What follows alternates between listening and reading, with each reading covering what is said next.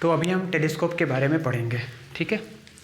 Telescope में दो topic हम लोग को पढ़ना है। सीबीएसई बोर्ड में आते हैं एक एस्ट्रोनॉमिकल टेलीस्कोप के बारे में और एक रिफ्लेक्टिंग टाइप टेलीस्कोप के बारे में, ठीक है। एस्ट्रोनॉमिकल टेलीस्कोप कैसा होता है, रिफ्रैक्टिंग टाइप होता है। इसमें लाइट का रिफ्रैक्शन होता है, दो लेंस होते हैं। लेकिन रिफ्लेक्टिंग टाइप टेलीस्कोप भी बहुत इंपॉर्टेंट है एग्जाम पॉइंट ऑफ व्यू से। तो इसमें कैसा क्वेश्चन आता है, एंगुलर मैग्निफिकेशन की वैल्यू को डिराइव करने आता है कि एंगुलर मैग्निफिकेशन कितना होगा, और ये रे डायग्राम बनाने आता है। रे डायग्राम इंपॉर्टेंट है, ठीक है। हम दो कंडीशन पढ़ेंगे। अच्छा, पहली बात है कि टेलीस्कोप का यूज़ हम कहाँ करते हैं। टेलीस्कोप का यूज़ हम वहाँ करते हैं, मतलब जैसे स्टार वगैरह डिस्टेंट ऑब्जेक्ट को देखने के लिए, दूर के ऑब्जेक्ट को देखने के लिए हम टेलीस्कोप का यूज़ करते हैं, ठीक है।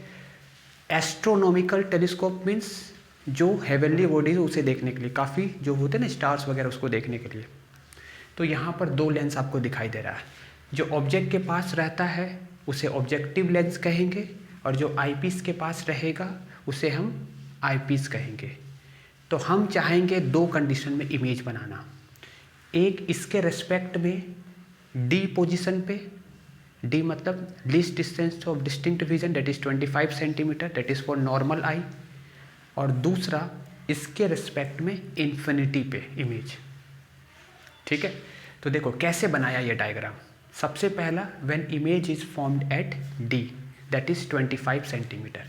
आप जानते हो स्टार वगैरह को आप देख रहे हो, काफ़ी दूर है स्टार, और स्टार से जो रे आएगी, या कोई प्लैनेट को देख रहे हैं उससे जो रे आएगी वो पैरेलल रे आएगी।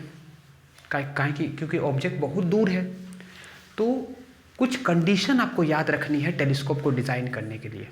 तो पहला कंडीशन क्या है, देखो यहाँ पर दोनों लेंस जो होते हैं वो को एक्सियली माउंटेड होते हैं। को एक्सियल का मतलब होता है दोनों एक ही एक्सिस में अलाइन है।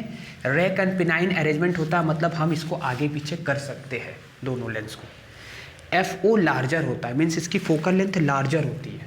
लार्ज फोकल लेंथ आपको यूज़ करते हैं हम क्या बनाने के लिए, एस्ट्रोनॉमिकल टेलीस्कोप बनाने के लिए। इंपॉर्टेंट एग्जाम में आता है आपका, ठीक है, क्या कंडीशन होती है एस्ट्रोनॉमिकल टेलीस्कोप बनाने के लिए। फिर आप ये भी बात याद रखना कि इसकी ऑब्जेक्टिव लेंस जो होती है वो ज़्यादा होती है, क्योंकि अगर ये लेंस ज़्यादा रहेगा बड़ा, तो ज़्यादा से ज़्यादा लाइट को ये कलेक्ट करेगा, क्योंकि ऑलरेडी उससे लाइट कम आती है देखा जाए तो। इसकी साइज ज़्यादा इसलिए रहती है कि ज़्यादा से ज़्यादा लाइट इसमें फॉल हो, और वो जो इमेज लाइट जाए तो ये आईपीस में जाए तो एक अच्छा इमेज बनाए उस प्लैनेट के। जैसे प्लैनेट को आप देख रहे हो तो ज़्यादा से ज़्यादा लाइट को कलेक्ट करे, इसलिए ऑब्जेक्टिव की अपर्चर ज़्यादा होती है। ए नोट मतलब अपर्चर, अपर्चर मतलब होता है साइज, ठीक है। ये साइज ज़्यादा होनी चाहिए। जैसे ये छोटा अपर्चर हो गया, ये बड़ा अपर्चर हो गया, ये बड़ा है ये छोटा है, समझ गए, टू कलेक्ट लार्ज लाइट। दूसरी बात है आईपीस की डिज़ाइन कैसी होनी चाहिए, स्मॉल फोकल लेंथ होनी चाहिए। एफ मतलब focal length, F capital F focus होता है, स्मॉल एफ मतलब focal length. Small focal length होनी चाहिए। इसकी अपर्चर छोटी होनी चाहिए, आँख के पास रहती है, छोटे अपर्चर से काम चल जाता है। ये दोनों को एक्सियली माउंटेड होते हैं, एक ही एक्सिस होती है, एक ट्यूब रहता है उसके अंदर दोनों रहता है ऐसे करके। यहाँ बड़ा रहता है, ये छोटा रहता है, ये आगे पीछे करके ऐसे घुमा करके आगे पीछे इसको कर सकते हैं हम।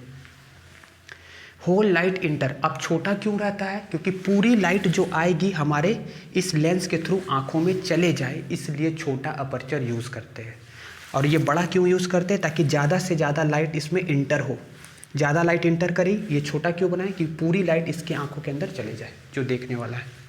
फॉर डिस्टिंक्ट विजन मतलब क्लियरली दिखाई दे 25 सेंटीमीटर पे, आँखों में ज़्यादा स्ट्रेन नहीं हो, डिस्टिंक्ट डिफरेंटली देख सके, दो चीज़ को डिस्टिंक्ट देख सके, इसलिए ऐसा ये अरेंजमेंट आप याद रखना।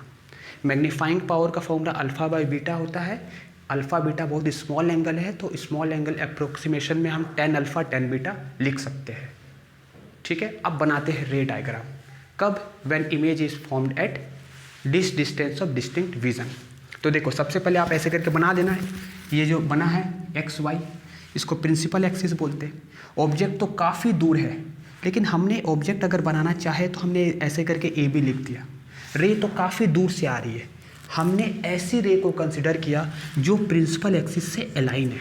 अगर पैरेलल लेते तो फोकस पे बन जाता, कि लेंस की प्रॉपर्टी होती है, अगर पैरेलल जाएगी तो फोकस पे बन जाएगी, पॉइंट इमेज बनेगी। लेकिन अगर यही रे पैरेलल ही आए, इंक्लाइन आएगी पैरेलल ऐसे, तो इसकी जो इमेज बनेगी वो भी फोकस पे ही बनेगी, लेकिन थोड़ी सी हाइट होगी उसकी, थोड़ी सी साइज होगी। तो रे तो सब तरह का आ रहा है, ऐसा नहीं कि सिर्फ रे पैरेलल ही आती है, रे तो हर टाइप का आता है। लेकिन हमने दो कौन से रे कंसिडर किया है, ऐसी रे जो दो प्रिंसिपल एक्सिस से अल्फा एंगल बना रही है। हमने इसका नाम अल्फा क्यों दिया, क्योंकि सोचो थोड़ा, अल्फा और बीटा क्या था, अल्फा और बीटा क्या था, ये फॉर्मूला एक बार याद करो, है ना। अल्फा और बीटा के बारे में थोड़ा सा एक बार रिवाइंड करो कि अल्फा और बीटा क्या था। एक था इमेज फॉर्म कर रहा है आई पे, है ना, और एक ऑब्जेक्ट फॉर्म कर रहा है आई पे, जो इमेज मतलब जो एंगल बनाता है। कहने का मतलब ये जो ऑब्जेक्ट है ये एंगल कुछ बनाएगा आई पीस से, यानी इसके साथ, लेकिन ये काफ़ी दूर है, समझो चीज़ को समझो, ये ऑब्जेक्ट इस दोनों लेंस के कंपैरिजन में काफ़ी दूर है। तो हम ऐसा एज्यूम कर सकते हैं कि ये जो एंगल इससे बनाएगा ये वही एंगल इससे भी बनाएगा। तो हम ये इस ऑब्जेक्ट, ये ऑब्जेक्ट है, इसकी जो ये जो इमेज बनाता उसको अल्फ़ा कहते थे। तो हम क्या करेंगे, ऑब्जेक्ट की एंगल को इसके कंपैरिजन करने के बजाय हम इससे एंगल में कंपैरिजन कर लेंगे।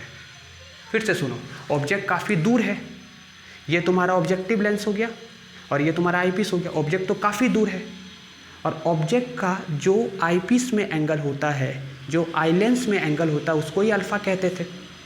ठीक है, तो हम क्या करेंगे, इसके और इसके बीच का डिस्टेंस बहुत कम है कंपेयर टू जो डिस्टेंस है प्लानेट का। समझ गए ना, प्लानेट तो काफ़ी दूर है इसके डिस्टेंस के कंपैरिजन में।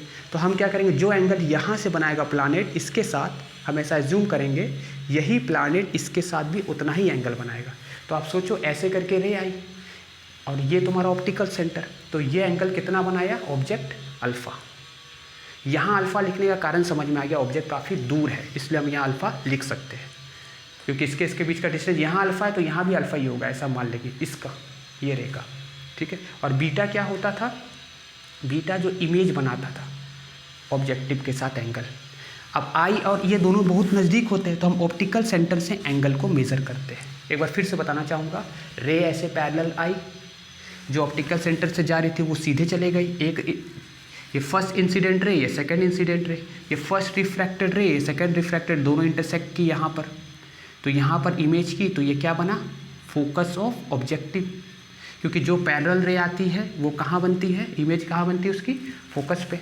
तो आप जानते हो कि इसकी फोकल लेंथ बहुत ज़्यादा होती है, तो यहाँ से यहाँ तक काफ़ी दूर है कि नहीं, इसकी फोकल लेंथ बहुत ज़्यादा है, तो यहाँ से यहाँ तक बहुत दूर है ना ये डिस्टेंस। तो फोकल लेंथ पैरेलल आई, फोकस पे इमेज बनाई। अब इसकी जो फोकस है वो उसी के और ऑप्टिकल सेंटर के बीच में, इससे जो इमेज बन रहा है वो ऑब्जेक्ट का काम करेगा इसके लिए।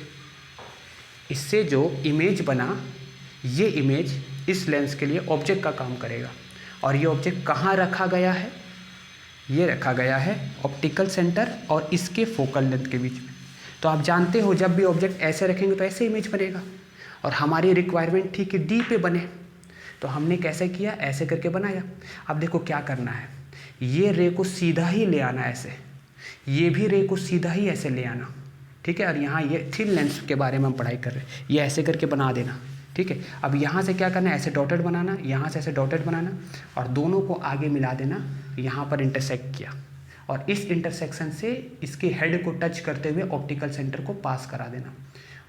तो ये तुम्हारा इमेज बन रहा है, यहाँ पर फाइनल इमेज बन रहा है।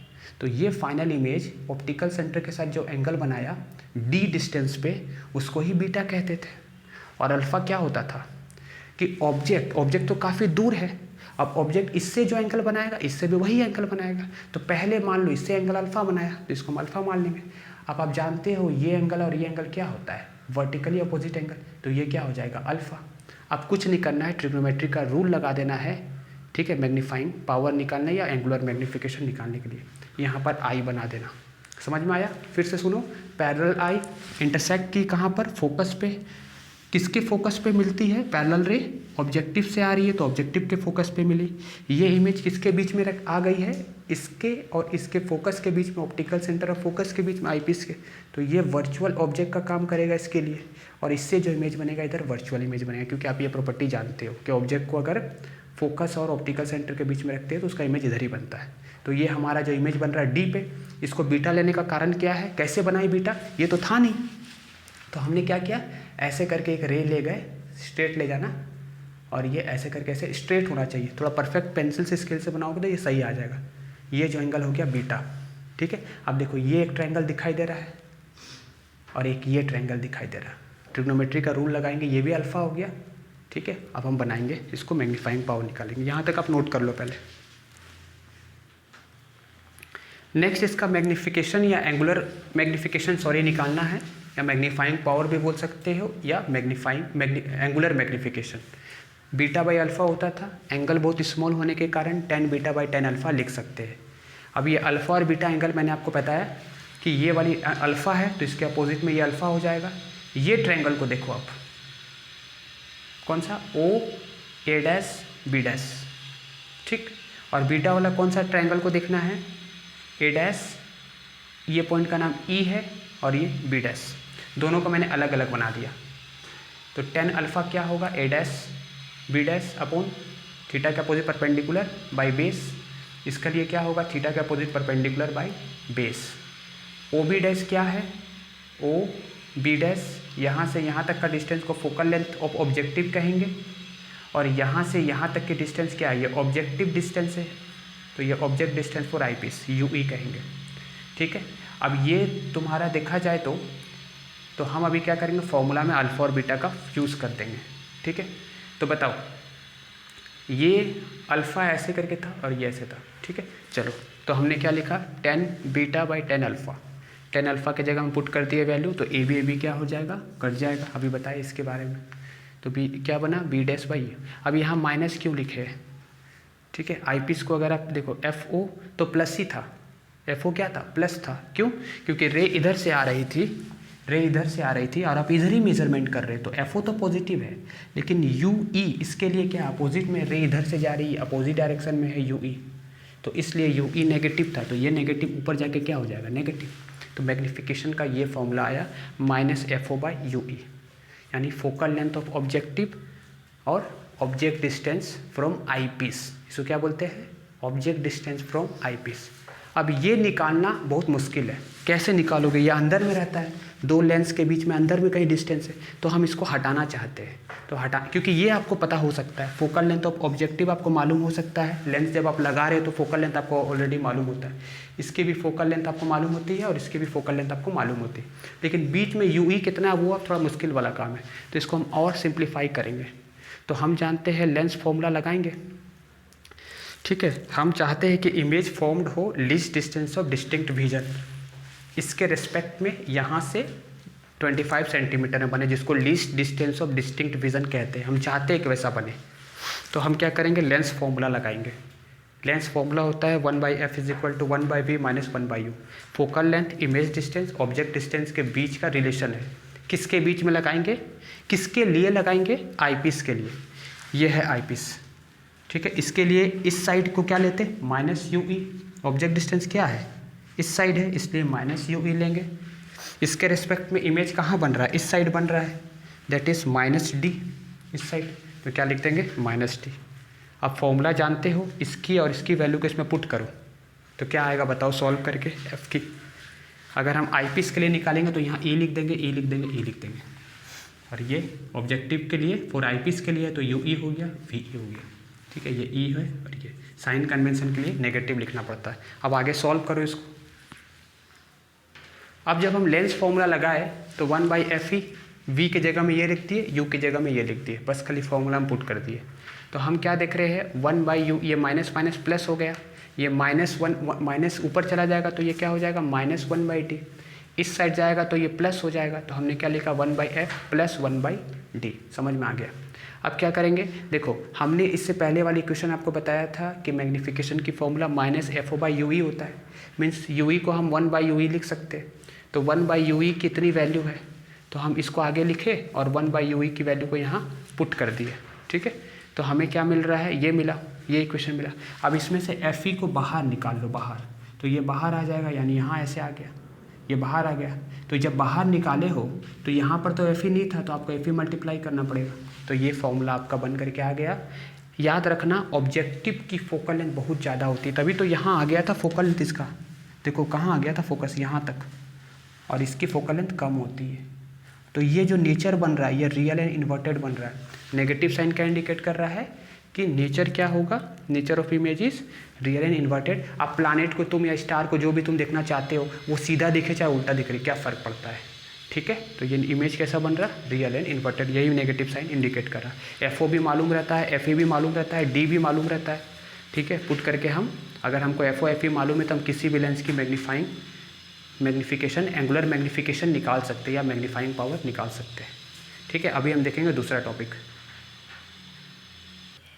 नेक्स्ट टॉपिक है when image is formed at infinity, ठीक है। आप चाहते हो कि इमेज बने इन्फिनिटी पे। इन्फिनिटी पे मतलब किसके रेस्पेक्ट में, आप यहाँ से देख रहे हो, आई यहाँ, ये दोनों काफ़ी नज़दीक है तो आप इसके रेस्पेक्ट भी कह सकते हो, ये इन्फिनिटी में बने। तो कॉन्सेप्ट क्या है, इन्फिनिटी पे इमेज कब बनता है, जब ऑब्जेक्ट को रखते हैं फोकस पे, ठीक है। तो यहाँ पर कहीं प्लानेट रहा होगा, प्लानेट से 2 रे हमने लिया ऐसा इंक्लाइन वाला, तो पैरेलल आई, ऑप्टिकल सेंटर से सीधे आ गई लाइट की जो रे थी वो सीधे आएगी, यहाँ से एरो बनाना स्ट्रेट एकदम, ठीक। और ये लाइट ऐसे आई, पहले इसको बना देना ऐसे स्ट्रेट, फिर उसके बाद इसको स्ट्रेट ऐसे बनाना, फिर ऐसे थोड़ा टिल्ट करके ऐसे करके मोड़ देना। तो जहाँ ये इंटरसेक्ट करेगी वो यहाँ से यहाँ तक की डिस्टेंस क्या कहलाती है बताओ, पैरेलल रे कहाँ पर इमेज बनाती है, फोकस पे। तो ये होगा ऑब्जेक्टिव का फोकस। अब सुनो ध्यान से, आप चाहते हो कि इमेज इन्फिनिटी पे बने, तो आप चाहते हो कि इसके रेस्पेक्ट में ऑब्जेक्ट इसके फोकस में आए, तो यहाँ से यहाँ की डिस्टेंस को आप क्या मान लोगे, फोकल लेंथ ऑफ आईपीस। यही है स्टोरी, क्योंकि आप चाहते हो कि इसके फोकस में आप रखो ऑब्जेक्ट को, तो ये फोकल लेंथ ऑफ आईपीस यानी यूई की वैल्यू कितनी है यहाँ पर, यहाँ से यहाँ की डिस्टेंस की वैल्यू कितनी है, ये यूई है, तो यूई की वैल्यू है एफ ई। प्लस माइनस तो बाद में बताएंगे कैसे लेना है। तो कैसे करना है, पहले ये वाली रे को बनाना, ये वाली सीधी सी रे लाना, एकदम स्ट्रेट लाना, फिर इसको ऐसे करके लाना, फिर थोड़ा सा टिल्ट करके इसको यहाँ पर क्रॉस करा देना, और ये थोड़ा छोटा बनाना, ये थोड़ा बड़ा बनाना है ऐसे। इसकी फोकल लेंथ ज़्यादा होती है, अपर्चर भी ज़्यादा है, साइज़ ज़्यादा है, इसकी साइज़ छोटी। ऐसे करके लाइट को सीधा ही ले जाना ऐसे, और ये लाइट को सीधा ही यहाँ पर ले जाना। अब क्या करना, इसको ऐसे करके सीधा इधर बढ़ा देना, इसको सीधा ऐसे बढ़ा देना, इसको ऐसे डॉटेड इस तरह से करके बढ़ा देना ऐसे। और आपको पता है कि यहाँ पर इमेज बन रही है, एंगल तो आपको यही लेना है, यही वाला एंगल लेना है, तो इसको बीटा लिखते हैं कि इमेज यहाँ बन रही है, तो ये एंगल क्या कहलाएगी, बीटा, ये वाली एंगल। तो यहाँ से भी एक रे ले जाना स्ट्रेट पैरेलल, तो ये इसको आगे बढ़ा देना, ये तीनों क्या हो गए आपस में इन्फिनिटी हो गई। तो फिर मैंने क्या किया, ये वाली ट्रायंगल ई बी डैश ए डैश, ई बी डैश ए डैश अलग ट्रायंगल बना दिया, छोटा सा ट्रायंगल। और फिर ये वाली ट्रायंगल देखो, ये वाली अल्फा होती है, ऑब्जेक्ट से रे आई, क्योंकि ये दोनों की डिस्टेंस बहुत कम है कंपेयर टू ऑब्जेक्ट डिस्टेंस। तो आप ऐसा कह सकते हो, यहाँ अल्फा बनाने से अच्छा यही अल्फा बना दो। वर्टिकली अपोजिट एंगल ये अल्फा हो गया, तो मैंने क्या बनाया, O A dash B dash, O A dash B dash, यहाँ अल्फा लिख दिया, बस फिर वही है, M is equal to beta by alpha, tan beta by tan alpha ले सकते हैं, small angle approximation. Tan beta क्या होगा देख लो ट्रायंगल में, tan theta is equal to perpendicular by base, यहाँ भी परपेंडिकुलर बाई बेस, ये दोनों ट्रायंगल में 10 का फॉर्मूला लगा देना, ये दोनों कट जाएगा। ऊपर कर दिए, तो यहाँ प्लस एफ ओ क्यों लिख रहे हैं और माइनस एफ ई क्यों लिखे, ओ बी डैश किधर है देखो, ओ बी डैश लाइट के डायरेक्शन में फोकल लेंथ क्या लेते हैं, पॉजिटिव, ठीक है। फिर आता है आपका बी डैश ई, तो बी डैश ई क्या है, बी डैश ई, ठीक है। तो इसके रिस्पेक्ट में लाइट इधर से जा रही थी, लेकिन आप मेजरमेंट अपोजिट कर रहे हो, यहाँ वाला कर रहे हो, ये डायरेक्शन अपोजिट डायरेक्शन में यहाँ से इधर मेजरमेंट कर रहे हो, तो इसलिए क्या लेना पड़ेगा, माइनस। तो ये तो आपको पहले से ही मालूम है एफ और एफ ई, तो ये मैग्नीफिकेशन ऑब्टेन हो गया। नेगेटिव साइन इंडिकेट कर रहा है कि नेचर कैसा है इमेज का, रियल एंड इन्वर्टेड। आपको ये दोनों मालूम होता है, आप डायरेक्टली मैग्नीफिकेशन निकाल सकते हो किसी भी, या मैग्नीफाइंग पावर का हो या एंगुलर मैग्नीफिकेशन वर्ड यूज़ करना एम के लिए। ये सिंपल मैग्नीफिकेशन नहीं है, एंगुलर मैग्नीफिकेशन है, ठीक है। तो एग्जाम में पहला कंडीशन जो डी पे बता दिए, दूसरा बताए जो इन्फिनिटी पे इमेज बनता है, एक है अभी टेरेस्ट्रियल या रिफ्लेक्टिंग टाइप टेलीस्कोप, जो मैं आपको अच्छे से भी बता देता हूँ। नेक्स्ट टॉपिक है रिफ्लेक्टिंग टाइप टेलीस्कोप और कैसेग्रेन टेलीस्कोप। बहुत ही सिंपल है, देखो ये स्ट्रक्चर है ऐसे करके, इसके अंदर में लगा रहता है ये मिरर है, ये वाला पॉलिश है। कैसा मिरर रहता है, parabolic objective mirror, concave mirror रहता है। लाइट यहाँ से आ रही है, ये प्लानेट होगा कहीं पर, प्लानेट से लाइट गैदरिंग करेगी, ये काफ़ी बड़ी होती है, मिरर की अपर्चर बहुत बड़ी होती है, कनकेव मिरर जो होती है ना बहुत ही लार्ज अपर्चर होती है। लार्ज अपर्चर होने के कारण हाई लाइट को कलेक्ट करती है, हाई लाइट को कलेक्ट करने की पावर होती है, और एनर्जी भी मिरर कम एब्जॉर्ब करती है। हम लेंस का यूज़ नहीं करेंगे टेलीस्कोप के लिए, अब हम मिरर का यूज़ करेंगे। कहने का मतलब ये मिरर हो गया काफ़ी बड़ा, मैंने तो छोटा सा बनाया, काफ़ी बड़ा मिरर होता है। अब मिरर भी क्या होता है, शीट होता है। मिरर बनाने के लिए ज़रूरी थोड़ी है कि कांच का ही बनाओ, आप शीट का भी बना सकते हो, मेटल का मतलब पतला सा शीट का भी बना सकते हो आप मिरर, ठीक है।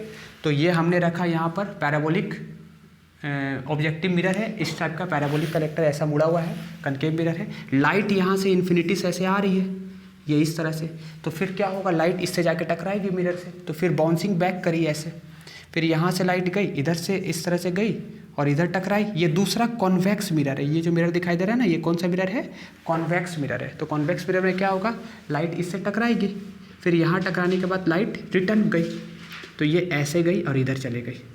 फिर उसी तरह यहाँ से लाइट ऐसे आई, इससे टकराई और ये ऐसे जा करके इधर चले गए। ये आई पीस होता है, यहाँ से हम देखेंगे तो यहाँ पर इंटरसेक्ट किए, तो उसको आगे पीछे करके हम देख सकते हैं ऑब्जेक्ट को, ठीक है। तो बात ये है कि इसका दूसरा नाम कैसेग्रेन टेलीस्कोप भी होता है। फर्स्ट इमेज जो बनता है, first image inverted with respect to distant object. ये जो प्लैनेट को आप देख रहे हो, ये ऐसे करके गया, रे आया, ये ऐसे टकराया, तो पहला रियल इंटरसेक्शन यहाँ होगा। तो ये जो इमेज बनता है वो कैसा बनता है, रियल इमेज बनता है, रियल और इन्वर्टेड इमेज बनता है। आप प्लैनेट को सीधा देखो चाहे उल्टा देखो कोई फर्क नहीं होता है, इन्वर्टेड इमेज बनता है। फिर क्या बोल रहा है, दूसरा इरेक्ट इमेज बनता है with respect to first image. जैसे यहाँ पर तो इमेज बना, अब लाइट इससे रिफ्लेक्ट होकर के गई, इससे रिफ्लेक्ट होकर गई, तो फिर इससे जो कॉन्वेक्स इमेज कैसा बनाता है, वर्चुअल इरेक्ट बनाता है। ये कॉन्वेक्स मिरर था, ये कॉन्केव था। कॉन्केव क्या बनाया तुम्हारा, इन्वर्टेड इमेज बनाया, लाइट ऐसे गई उल्टी इमेज बनाई, और ये कॉन्वेक्स है तो ये कैसा बनाएगा, फर्स्ट इमेज के रेस्पेक्ट में इरेक्ट बनाएगा। लेकिन फर्स्ट इमेज था कैसा, फर्स्ट इमेज तुम्हारा था रियल एंड इन्वर्टेड, तो फाइनल इमेज तुम्हारा रियल एंड इन्वर्टेड ही बनेगा, क्योंकि पहले ही उल्टा हो चुका, उस उल्टे का उल्टा ही बनाया, तो हमारा इमेज कैसा बन रहा है, उल्टा बन रहा है। तो उल्टा देखे चाहे सीधा देखे कोई फर्क नहीं पड़ता, प्लैनेट को कैसे भी देखो। बात है कि ये मिरर क्यों आया। पहला एडवांटेज है कि हम मिरर यूज़ कर रहे हैं, कलेक्टिंग पावर ज़्यादा लाइट को कलेक्ट करता है, हल्का होता है, लेंस बहुत भारी होता है, ठीक है, एनर्जी बहुत कम एब्जॉर्ब करता है। लेंस में क्या होता है, लाइट अंदर जाती है तो कुछ एनर्जी एब्जॉर्ब कर लेता है लेंस, और छोटी सी लेंस से हम नहीं देखते हैं, बड़ी बड़ी टेलीस्कोप होती है, काफ़ी मोटी साइज होती है, हैवी साइज होती है, और लाइट उसके अंदर जाती है तो उसकी इंटेंसिटी कम हो जाती है। मिरर में ऐसा नहीं है, बाउंसिंग बैक होता है, शीट का भी यूज़ कर सकते हैं, और ये काफ़ी कम एनर्जी यूज़ कर लेता है। लार्ज अपर्चर होता है जिसके कारण हाई रिजॉल्विंग पावर होती है, अलग करके दो ऑब्जेक्ट को देख सकते हो, दो प्लैनेट को अलग करके देख सकते हो इसके कारण। दूसरी बात है कि फाइनल इमेज जो बनती है बहुत ब्राइट बनती है, क्योंकि इंटेंसिटी का लॉस ही नहीं हुआ है, तो जो भी लाइट आ रही थी उसकी इंटेंसिटी लॉस नहीं हुई, यानी बहुत ही ब्राइट इमेज बनी। लास्ट है मिरर में क्या होता, अभी और पढ़ेंगे इसके बाद देखेंगे कि मिरर में क्या होता है, क्रोमेटिक एब्रीविएशन नहीं होता है, क्योंकि लेंस में कलर इमेज बनता है। क्योंकि लेंस कैसा होता है, इस तरह का होता है, देखो ध्यान से, और लाइट मान लो इधर से जा रही है, आप इसको कट कट के अलग अलग पीस कर दो ऐसे करके, तो आप देखो ये एक तरह का ऐसा प्रिज्म की तरह है, तो लाइट जब जाती है ना, समझ रहे हो ना, इसको ऐसे करके काट लो ऐसे, तो ये प्रिज्म की तरह एक्ट करेगा, दोनों सरफेस पैरेलल नहीं है, तो लाइट यहाँ से जब निकलती है तो 7 कलर बनती है, मतलब तुम जो प्लैनेट को देखना चाह रहे हो तो कलरफुल प्लैनेट दिख रहा है, लेकिन इसमें ऐसा नहीं होता है ये वाले, इसलिए इसका बेनिफिट है। और इसका एग्जाम में क्वेश्चन आएगा कि क्या बेनिफिट है, तो इसका नो क्रोमेटिक एब्रीविएशन, यानी जो भी कलर बनता है no colour image of light. Next है, इसमें स्पेरिकल एब्रीविएशन नहीं होता है। लेंस में स्पेरिकल एब्रीविएशन होने की चांसेस रहती है। स्पेरिकल एब्रीविएशन क्या होता है, जैसे मान लो एक तरह का लेंस है, आप जानते हो कि जो पैरेलल रे जाती है वो कहाँ मिलती है, फोकस पे, लेकिन आप थिन लेंस तो यूज़ करते नहीं हो, थिक लेंस यूज़ करते हैं, इसमें काफ़ी बड़ी होती है, हैवी साइज की होती है, तो कभी कभी कुछ लाइट ऐसे जाती है तो पहले भी हो जाती है, यानी मल्टीपल फोकस होता है, यानी एक ऑब्जेक्ट की 3 जगह इमेज बनी, यानी छोटे छोटे 3 प्लान, मतलब जो प्लैनेट दिख रहे थे 3 जगह ऐसे ऐसे ब्लर इमेज दिखेगा, समझ गए, 3 जगह यहाँ पर फोकस बन गया। मिरर में ऐसा नहीं होता है, कोई भी रे जाएगी तो आफ्टर रिफ्लेक्शन फोकस से ही पास करेगी, तो यहाँ पर क्या होता है, स्पेरिकल एब्रीविएशन नहीं होता है इस केस में, लेकिन लेंस में स्पेरिकल एब्रीविएशन होने की चांसेस रहती है। क्या बताया, स्पेरिकल एब्रीविएशन समझ गए होंगे। फिर इसको कॉस्ट ऑफ पॉलिशिंग बहुत सस्ता होता है, एक साइड पॉलिश कर दो, और लेंस में तो बनाने के लिए डाइज लगानी पड़ती है, लेंस मेकर फॉर्मूला से बड़े बड़े लेंस बनाने पड़ते हैं, ठीक है, बहुत उसका मटेरियल भी ज़्यादा लगता है, हैवी रहता है, जिसके कारण उसको, अब मिरर की लाइट मतलब हल्की होती है बहुत, मिरर देखा जाए तो उसको इजीली हम हैंडल कर सकते हैं for same optical quality. Lens से जो हमको क्वालिटी मिलेगा और मिरर से जो क्वालिटी मिलेगा सेम ऑप्टिकल क्वालिटी में, इसकी मतलब बहुत लो कॉस्ट जो होती है वो सस्ती होती है, क्योंकि एक ही साइड पॉलिश करना पड़ता है और इजी टू हैंडल होता है। यही सारी चीज़ आपको लिखना है। 2 चीज़ इंपॉर्टेंट था, एक था स्पेरिकल एब्रीविएशन और एक था क्रोमेटिक एब्रीविएशन। दोनों तुमको समझ में आ गया होगा। स्पेरिकल एब्रीविएशन क्या बताया कि लाइट जो ऐसे पैरेलल जाएगी, ठीक है, बड़ी थिन लेंस होती है तो यहाँ पर मिलनी चाहिए, लेकिन कुछ रे ऐसे जाती है तो पहले मिल जाती है, तो 2 फोकस हो गया, यानी ब्लर 2 जगह इमेज दिखाई देगी। तो ऐसा ये प्रॉब्लम होता है इन केस ऑफ लेंस। तो इसलिए मार्केट में कौन सा आ गया, रिफ्लेक्टिंग टाइप टेलीस्कोप। ये बहुत ही ईजी होता है, शीट होता है, ज़रूरी नहीं कि आप मिरर का यूज़ करो। पतले पतले शीट होते हैं, बनाए जाते हैं मेटल के, जो हाईली रिफ्लेक्टर होते हैं, उसका भी यूज़ करके हम बना सकते हैं। ठीक है, चलो।